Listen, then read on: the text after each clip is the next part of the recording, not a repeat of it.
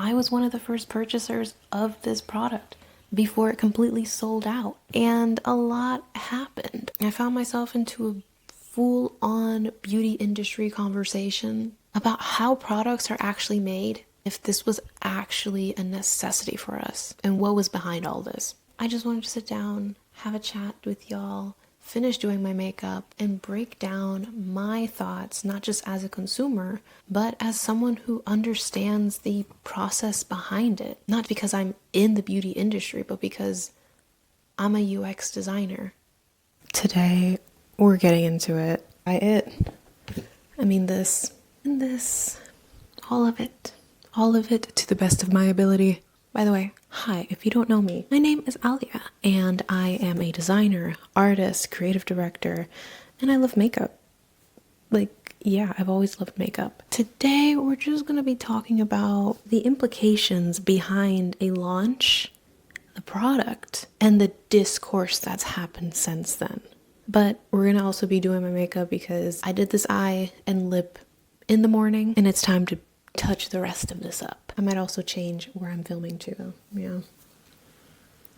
Anywho, mind you, it's Easter and I'm wearing this lip gloss too. I love it. This lip oil by Fenty.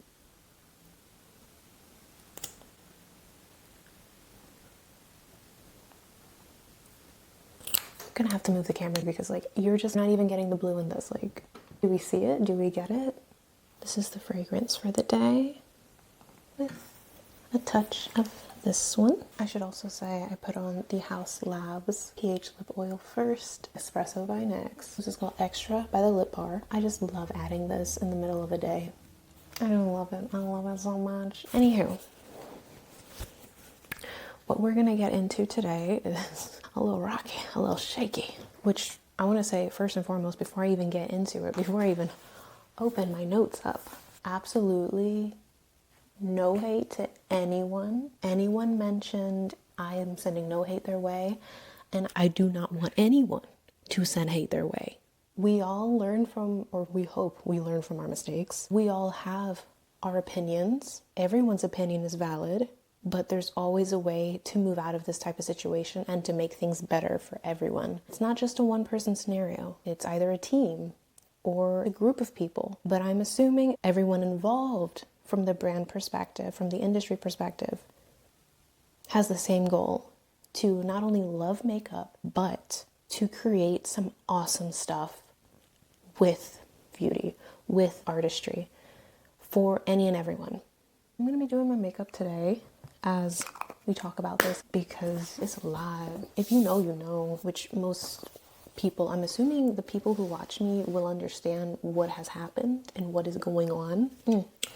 All the brands, products mentioned in this video, not sponsored, purchase it all myself. So yeah, just want to set that tone first and foremost as well. I feel like everyone and their mama done did spoke about this already. I don't know, man. I don't know. Hold up. I feel like everything happened early March, you know, all the reviews and the feedback emails and all that stuff. Anyway, I don't think I've ever seen something like this, and I've been around for the Tarte Shape Tape debacle. So, not to say this is horrid, like this is the worst thing ever, but I don't think I've ever seen a launch like this. And that's neither good or bad. I know everyone and their mama already said what they wanted to say about this.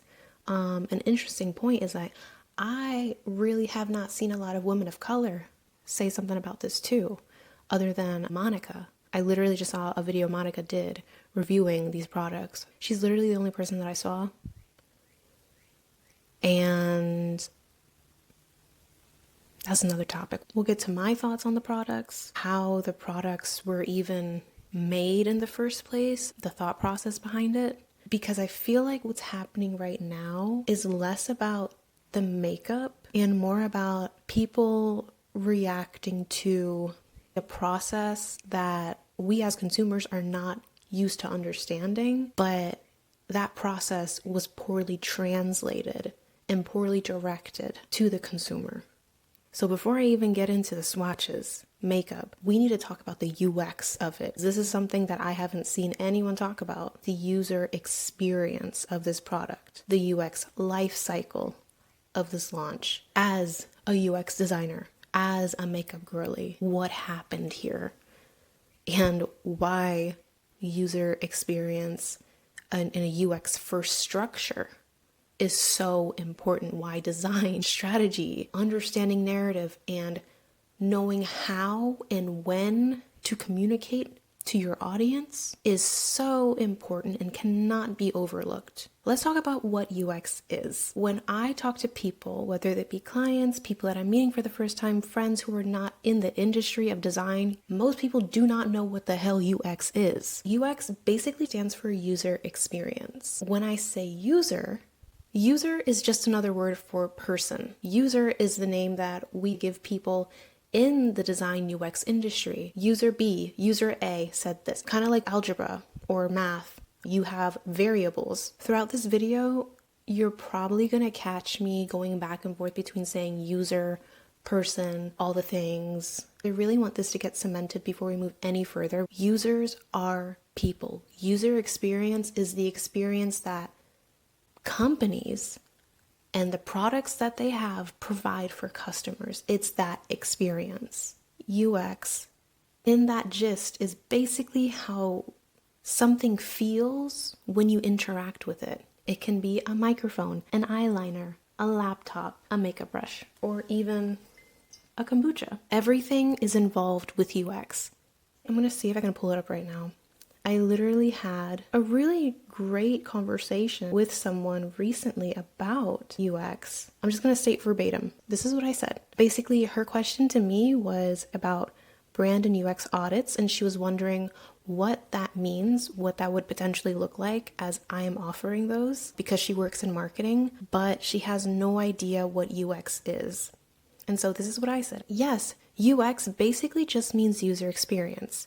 It's how someone feels when they interact with your website or your bakery, your app, your course, your kombucha, your stop sign down the road. Mainly in this case, I was talking about websites. For example, is it easy to navigate? Is it easy to use? Is the messaging behind the product clear?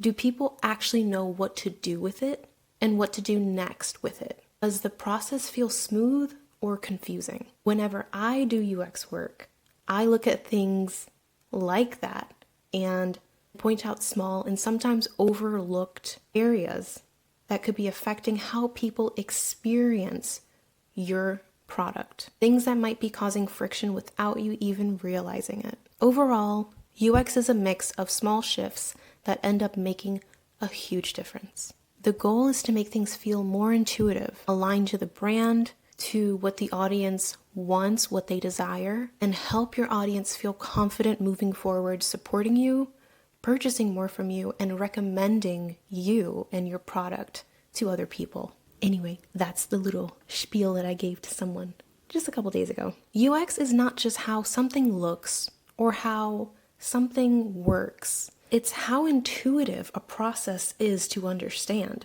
how smooth it is, how clear it is to get through, and how satisfying it feels for the other person on the other side of the screen, the user, the people. Here's the part that most people really do not know about, the process behind building a product. So, the UX process. I'm going to keep it super simple because this can get long and unnecessarily lengthy. Good products go through so many processes, but one of them is the UX process, and it's a very intentional one. A common framework, which I'm pulling from Google, is the 5-phase process. Step 1, empathize. Understanding people. This is where you ask, what are the things that people actually need? Where are their frustrations? What are they trying to solve? This is usually the interview phase. You interview people, actual users, potential users of this product. So let's just keep that note. All users, at least within persona demographics, have a voice. from the start of the process. So this is interviews. Then we go into doing research, demographics, listening to what people actually say. What are the things that they love? What are the things that they really don't like?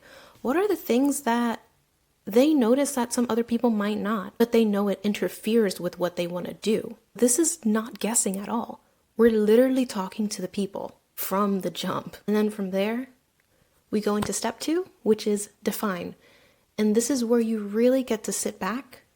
Once you've gathered your information from the people, you ask, what is the problem? What is the main, or the common denominator that people are talking about? This is where you take all the initial research that you did in the interviewing phase, the empathizing phase, and you say, all right, what is the actual problem that we're solving here? What do we need to solve? What are the people saying?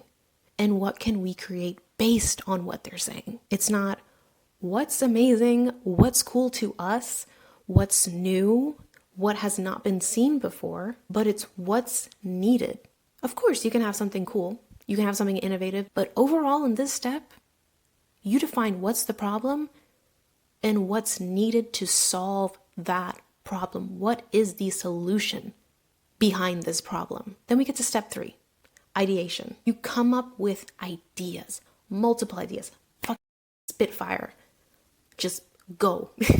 And this is something that I'm really proud to have made a thing at my last company. We were a startup. I was the first person to say, hey, we need ideation sessions, moments within the week just to spit out ideas, get things going, because we didn't have that standardized before I came on. We needed that. Ideation is literally the most fun part.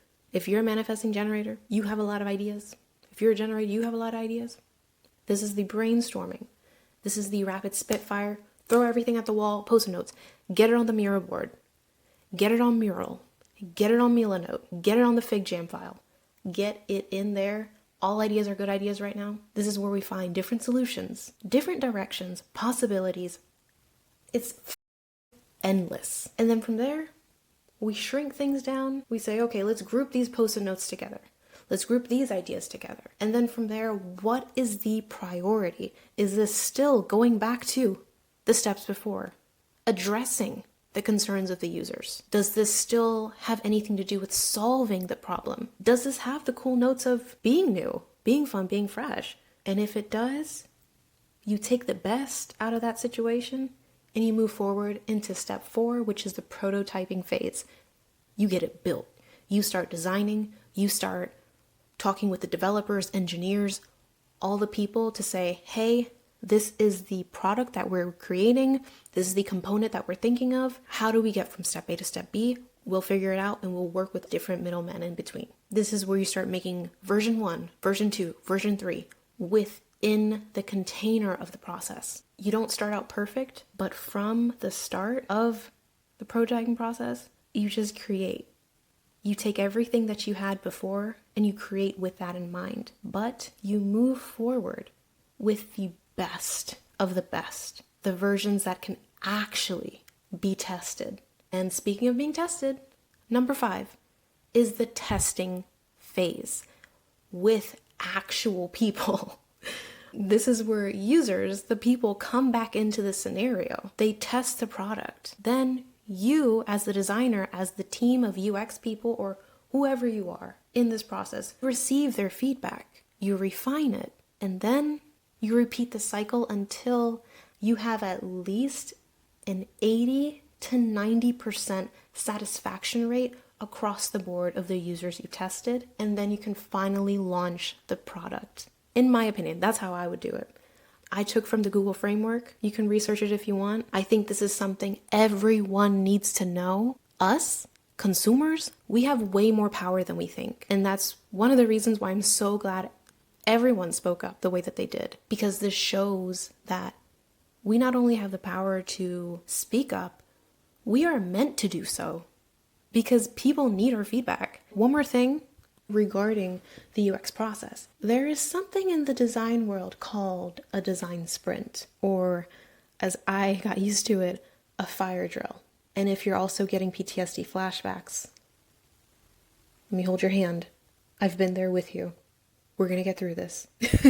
Design sprints or fire drills basically are the super fast, sped up version of the entire process we just went through. It's when you compress everything into a super tight timeline, you pinch numbers, you cut back on testing, you cut back on developing strategy, everything. You cut back on so much just to move the product out as soon as possible. And in my opinion, 50% of the time, if not more, they are not necessary. They cause more harm than good, and they usually do not solve the solution that users actually want. They can be useful. They can be extremely helpful, but they're extremely unnecessary if they are super rushed and compressed with the wrong people, with the wrong team, with the wrong intentions in mind.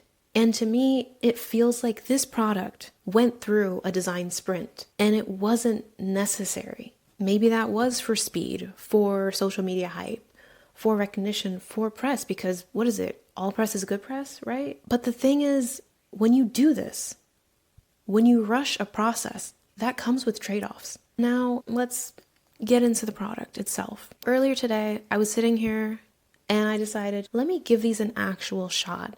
Let me swatch these, because I swatched them before. I made a short when I first got them, unboxed them. They were all right. The shade that I was most excited about was this rose pink one.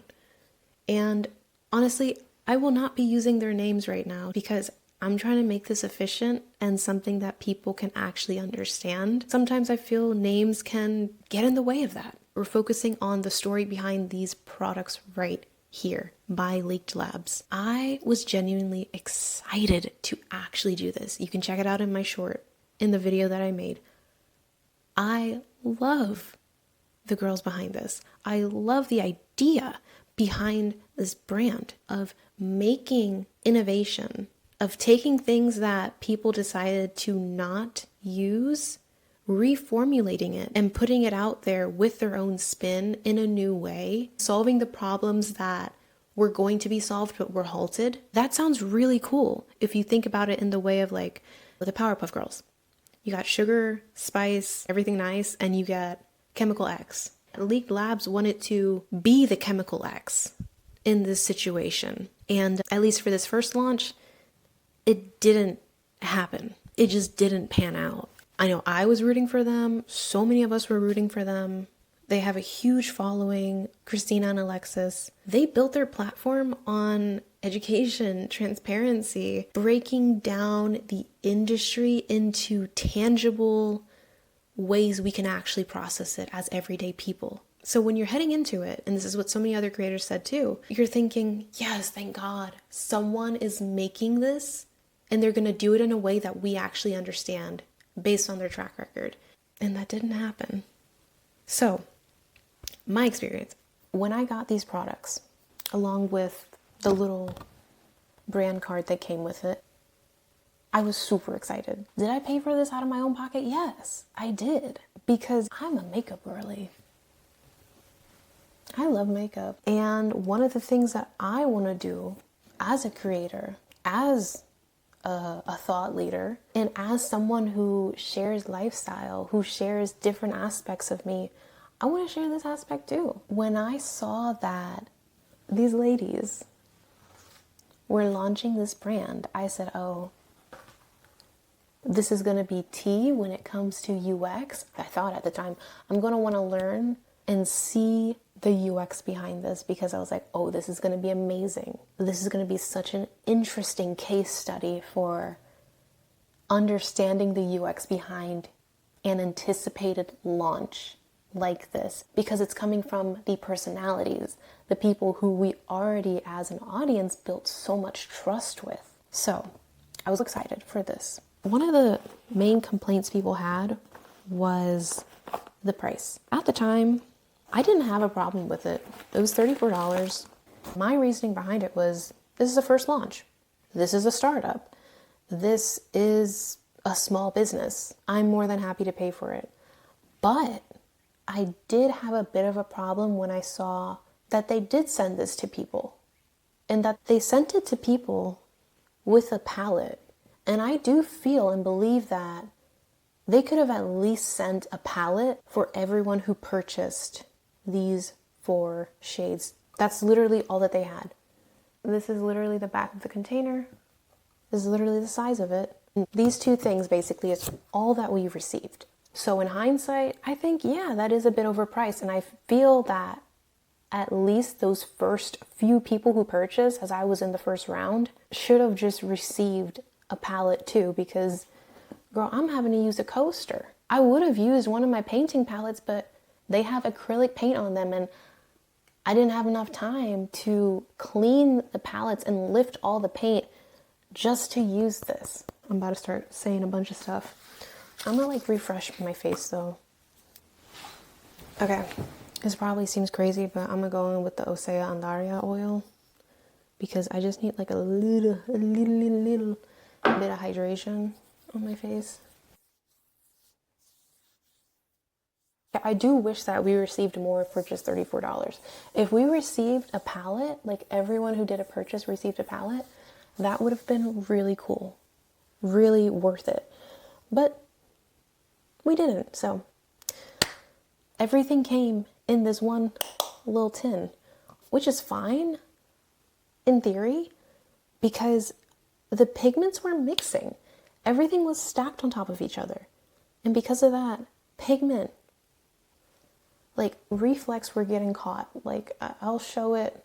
I'm trying to show it here, but I'll put like some images or a video so you guys can see what I'm talking about. Let's say there was some copper on the silver. There was some silver on the pink. There was some silver on the gold. Like it wasn't well preserved. It wasn't well done because of the fallout that happened from the pigments being stacked on each other.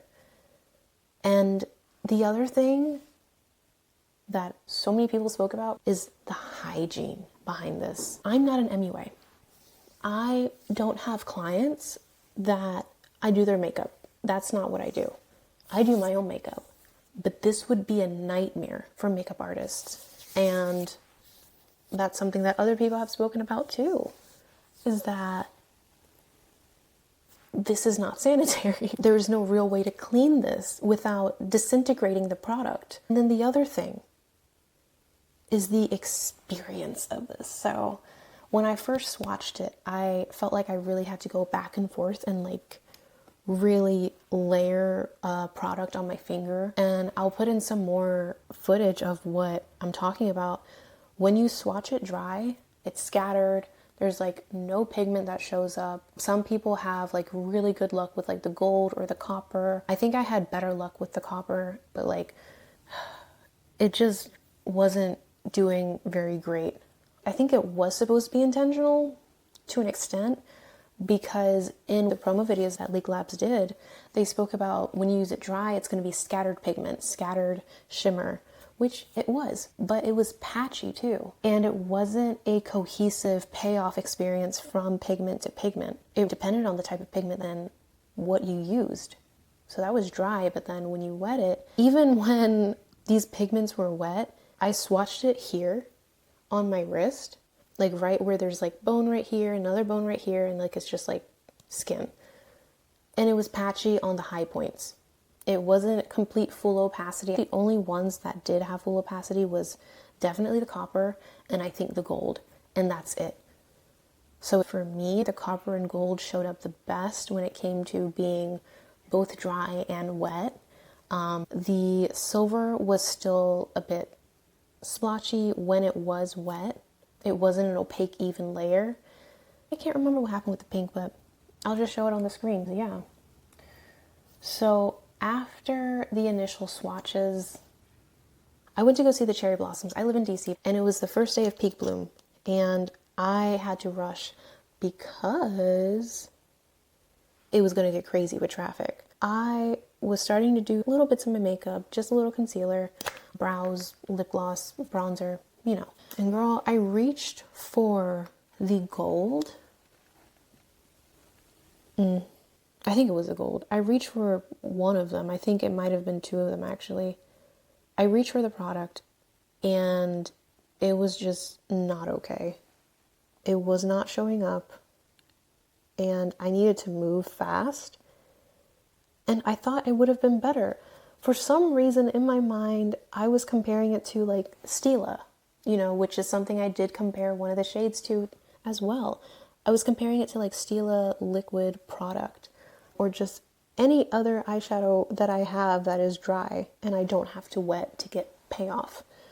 I just wanted to try this out, and I was not happy. I ended up layering my Danessa Myricks, I think Starlit palette on top, because I was like, this is not doing it for me, and I needed to go. So that was disappointing. And then even today, finally doing like the wet to dry swatches and comparing it to other products that I own, it just was not it. And that was disappointing. I do understand this is their first launch, but like I said, so many of us were rooting for them. So many of us hoped that things would be different. Things would be way better than they were. It felt like this could have been super innovative, but the experience just felt rushed and unfinished. And I know that's not a hot take. So many people have said the same thing, but that's just how I feel. Even today, finally doing the swatches and comparisons. Another thing that I want to say is something really cool about this is it reminds me of watercolor. I'm a watercolor artist. My favorite medium to paint with are acrylics, but I love watercolors. It's funny, I have a palette that I can basically, I'm pretty sure I have each color in my metallic palette that I have for watercolors. But what I'm comparing is, it feels like this could have behaved similar to a watercolor. It's something that's compact, minimal, small, easy to carry, travel with. It's a rehydrating pigment. It can dry down just like a watercolor. You can layer it, different opacity levels. You can either use it dry to have a scattered pigment effect, or you can use it wet to have more of a paint effect, more opaque effect. And I literally get that because I'm a watercolor artist. I love watercolors.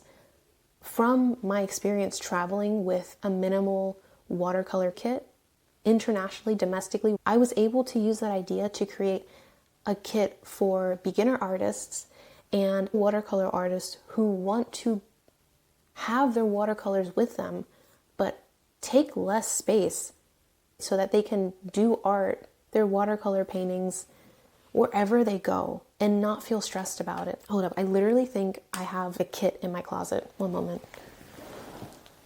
Okay, just to show you, I'm literally serious about this. Here's a kit that I created. It was a demo, different watercolors. Take out the palette like this, use this to mix it, rehydrate these with a water dropper. Super small, compact, convenient. These were my little watercolor kits. I had a little thing that said thank you for visiting my Etsy shop. It came with this, which it's still sealed, so I'm not going to open it, but it's a cold press watercolor pad. One of my favorite brands to use as an artist. This kit, it looks like it was packed with 3 different types and sizes of paintbrushes. So a small, medium, and a large. This kit also looks like it came with a click and go water bucket. It's silicone, it collapses into itself, so great for travel. This kit also seems to have 2 different sized water droppers, which originally I was just selling it with one size water dropper, a brush cleaner. This is the same brush cleaner that I've been using for years, and this is the baby version that they sell. And you also get a normal number 2 pencil, my favorite brand too, so yeah, that's what I included in my watercolor kits when I was thinking of being an artist who wants to travel and not carry a lot, because I literally could just fit this in my carry-on and not be questioned, why do you have liquid with you? Because I could toss out any water in the water dropper if there was too much in there. And I used to sell these little boxes on Etsy. This was over $80 worth of product in here originally that I purchased everything for. So if you have the right products, the right environment, the right investors, the right funding, you can get things done. If there's a will, there's a way, you know. All right, let me put this back. Getting back into it. The amazing thing is that this had the potential to be similar to the watercolor kit that I created, or many other water watercolor artists and actual watercolor companies have created for traveling artists. This could have been amazing. It could have been innovative. But the thing is, with watercolors, there's a system, there's a structure, there's separation in the palettes, there's control. And these don't have that, really, when it comes down to it. I feel like they translated the material of an eyeshadow or a pigment well, but the experience, the why behind why was this made, was not translated well. So anyway, over the past few weeks since this has happened, I've been watching some videos here and there, the discourse, not seeing a whole bunch of it, but it still finds its way. And, you know, people start saying that it's too expensive, that this is basically paying to be in a focus group, which should be basically illegal, or just like it's not right, that this is the worst launch ever, it was unnecessary, that beauty launches are not needed right now anymore. Like, it's just not that none of this was important, none of this was asked for, none of this was needed. And I was just like, you know what? Valid, very valid. But I feel like some of these points, like, yeah, they're valid, but some of it feels like it's just reaction to what's happening without actually understanding the system or the systems that are in order. And I might have said this in the beginning, I can't remember. I'm a UX designer. I'm a brand designer.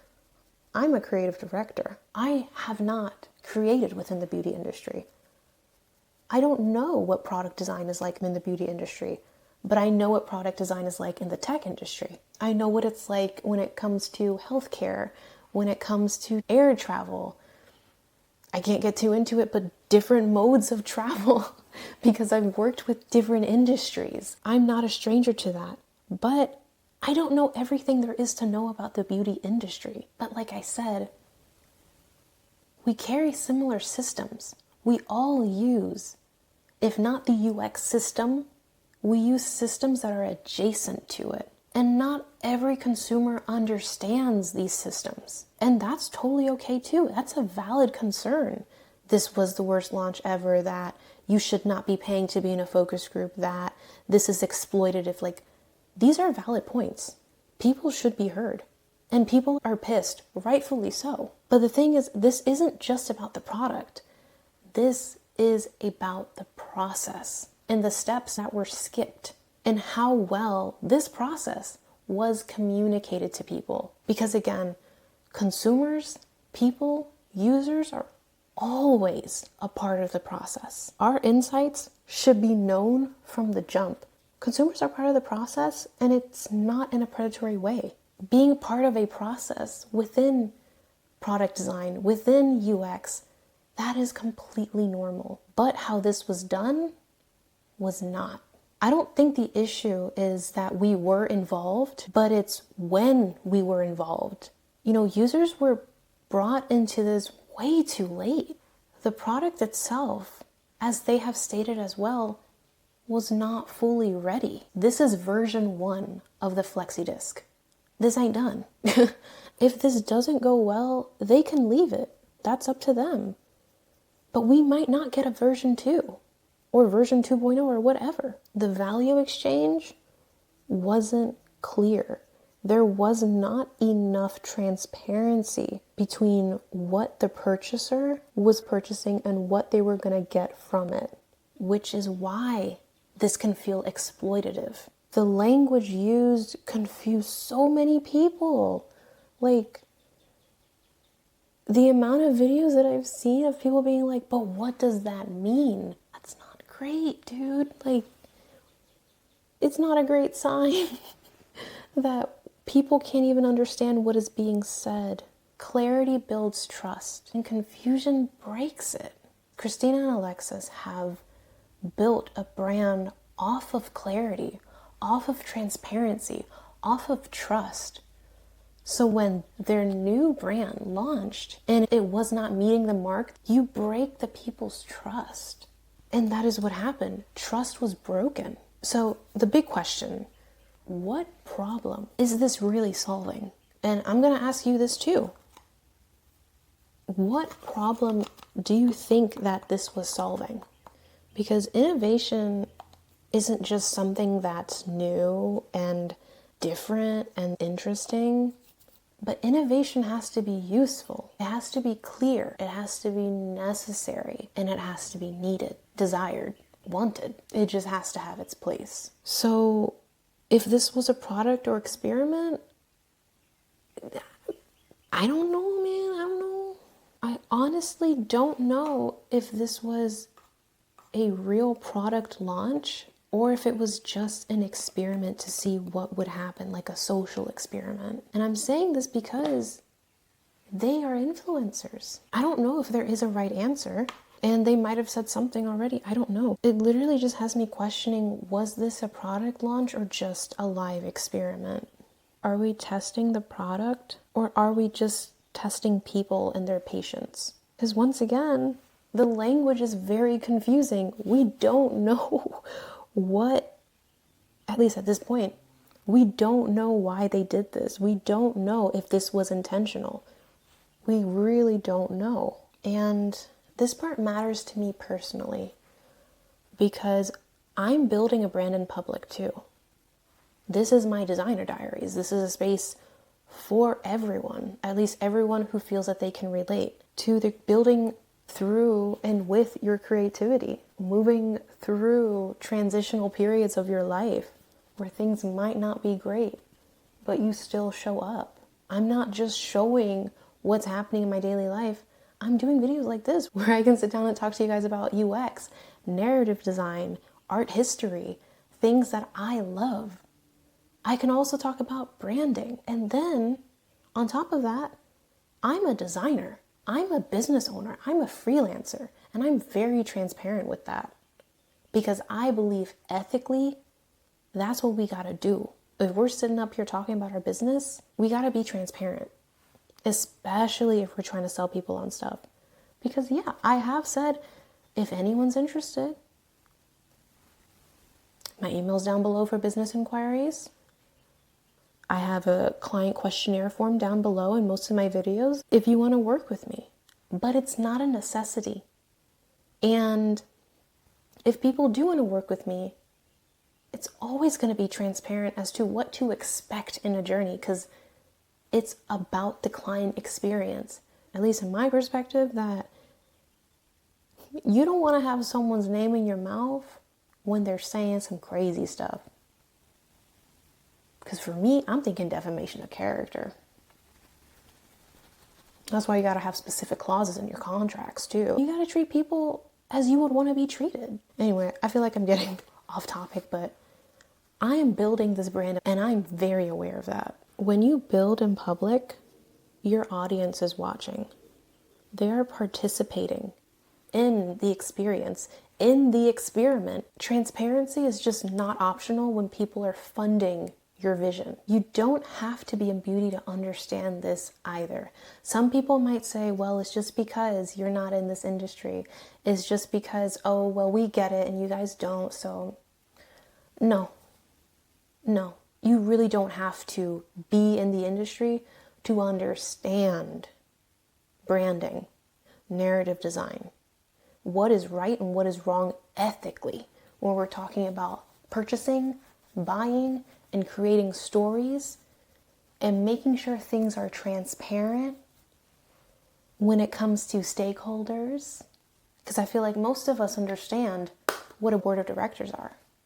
We understand what stakeholders are.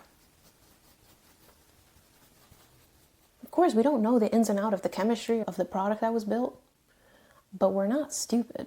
At least I'm thinking most of us aren't. I don't know, man. You don't have to be in a specific industry to know when something ain't clicking, when something is off. That's the user journey. That's the user feedback. Like I said, for me, the product The launch does not have to be perfect. There are so many businesses that launch products that are not perfect. Sometimes you launch it, soft launch, hard launch, whatever it is, and nothing happens. Or at least what you thought would happen doesn't happen. Other times, things blow up. You're sold out. Everything works. Amazing. It doesn't have to be perfect. But like I said earlier, it should at least be like 80% of the way there. Especially if people are paying for the service. I still see the vision. I think that flexidisks, this could be something. But right now, it just feels like this is version 0 and it's not even version 1 as advertised. I do feel that this should have been kept in the lab for a bit longer. The process of understanding what people want, what people need from jump could have been shown. Because here's the thing, I remember seeing the videos of the people in makeup in that room swatching the products with them and getting their live results, their live feedback in person, which is really cool. But for me, I don't know, I might have missed this. I did not see the initial interviews. Of course, they don't have to show the interviews. If the users did not give their consent, if the people did not give their consent to be shown on camera, there are so many ways that you can show, here's what the people said. We went out and we did this. We spoke to the people and this is what they said that they're looking for. That could have been done in so many cool ways. We saw the end of the process, but we didn't see everything. So yeah, I still think that FlexiDisk can be something. The innovation is exciting, but innovation hits different when it's actually solving a problem. A point that so many people said is like, we have products that do this already. That may not be flexible, no, but we have products that are similar, if not the same pigments, that perform way better. And there are other innovators out there on the market, like Haus Labs, like Danessa Myricks, and of course Trixie's company too, Trixie Cosmetics. The companies I think of when I think of paint-like substances, Makeup Forever, Krylon TV paint sticks. There have been brands and companies doing this. And new brands like Trixie Cosmetics coming out with, or at least if she hasn't come out with it yet, I know she's talked about coming out with paints like this before, in tubes, like Haus Lab has. These are incredible. And they built off of what Krylon TV paint sticks came out with. They built off of what Makeup Forever came out with. The flash palettes, like, these are things that we already know and love. Eyeshadows too are things that we already know and love. What could have been really cool is, this is just me spitballing here, because I'm not opposed to giving out this information as feedback, because I feel like they can use it, and shoot, any other company who has the means to produce this, let's see if y'all can actually make this happen. Y'all saw what happened with this launch. I know a lot of y'all move quick, so let's see what y'all can do. It would be really cool to see this not just branded as an eyeshadow, but as an opaque paint in an actual palette, like watercolor. You can use a light wash of liquid with the pigment to create a thin veil of color. Use a higher concentrate of pigment with a drop of liquid to create a super opaque pigment. I know there's a way you can do it with this, but it still was splotchy, it still was patchy, it was not hitting. If there's a way that y'all can create super opaque pigments that are thin, that are not liquid, that can be like this, and you can put it in a palette so that people don't have to travel with this, but something maybe a bit bigger, so that it's easier for people to clean who are makeup artists. These are the other palettes that I used today to compare to the flexidisks. These are the first iteration of Fenty eyeshadows that I can remember. This was innovation at the time. You see this? I swear, I have not seen another company do this. You see this? I think the closest is maybe Danessa Myricks, because you can just clip these together, unfold them, take just one, and go. This would be amazing if these shades in here were like watercolors. If flexidisc actually did this, and if the pigments in here were meant to be wet pigments. And yeah, you could see there are some pressed glitters in here. Same with this. This pink shade is more like a pressed glitter. There are so many ways, like even when looking at Haus Labs and Danessa Myricks, there are different finishes, but I have yet to see a paint in a solid form that can dry and that still shows up opaque, or can be thinned out, can be glossed like in a palette.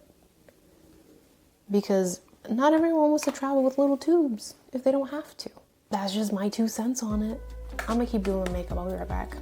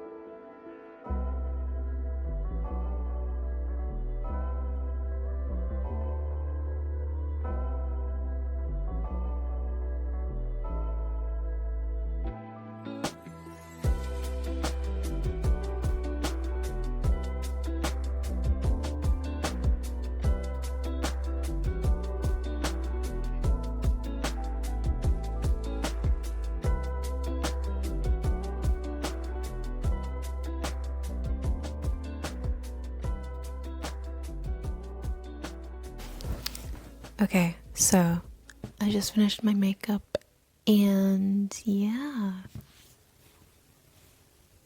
I wanted it to be very green. I wish that this green that I have was a bit more foiled, but she's cool. I really like her. This is the only green pigment that I have, so that's like this color. Wanted to combine the pinks with the green and like orange coral. Added a bit of a lilac gloss in there.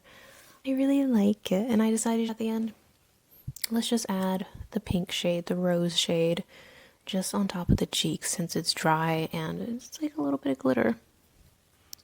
I also decided to highlight a bit of my freckles too because I think it looks super cute. Anyway, that's my take on Leakedlabs. That's my opinions on everything as a makeup girly, as someone who loves to play with pigment, makeup, who is a painter, who is a designer, who understands UX, who understands the product experience between a user and the seller and the researcher, the designer, the engineer, the dev, all of it. That's me. That's my take. And yeah, let me know what you guys think, because I genuinely want to know, what are you guys' thoughts? Did you know about this? If you didn't, what do you think about this? Do you think that this was a big deal? Do you think that this was overhyped? Do you think that people made too much of a fuss about this? What do you think was the problem that they were trying to solve with this product? Because I have my theory connected to watercolor, trying to make it easier to travel with, but it's not well thought out. For me, at least, I don't think it's well thought out. What do you guys think? What do you think was the problem they were trying to solve? Or do you think they just did it just to do it? Just to do it for fun? Let me know what you guys think. I'm genuinely curious. What do you think was the problem that they were trying to solve with this? Because I'm still trying to wrap my head around it, and I don't know. Transparency is not optional when your brand is in front of everyone. And you do not have to be in the beauty industry to understand when a product experience feels off. That's a given. Before I go, I just want to say hi. Once again, I'm Alia. I am an artist, designer, creative director. This is my designer diaries.